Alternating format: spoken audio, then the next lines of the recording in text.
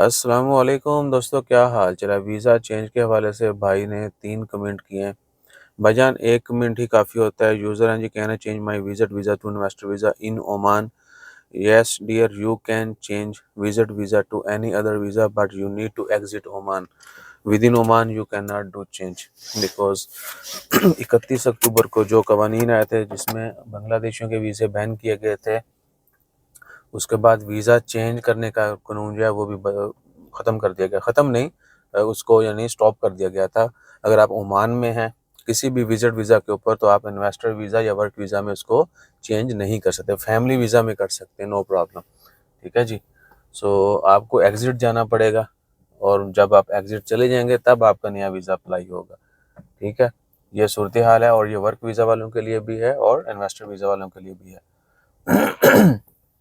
बाकी क्या है कि ये कानून के मतलब बहुत सारे लोग कहते हैं कब ख़त्म होगा। बांग्लादेशी दोस्त बाब जो हैं वो जानना चाहते हैं कि क्या पाबंदी जल्दी ख़त्म होगी। तो भैया फ़िलहाल गवर्नमेंट की जानब से कोई अपडेट नहीं है कि ये पाबंदी कब ख़त्म होगी। हाँ, वीज़ा चेंज की तो कर देनी चाहिए, यानी वो तो इतना बड़ा वो नहीं है।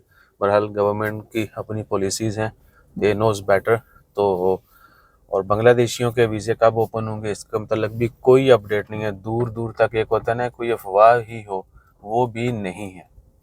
सही है जी। So just wait and watch, और थोड़ा टाइम लगेगा क्योंकि अभी जो इंस्पेक्शन हो रही है, जब ये फेज़ कंप्लीट हो जाएगा तो ही जो है अगली सूरत हाल वाज़ेह होगी। ठीक है जी।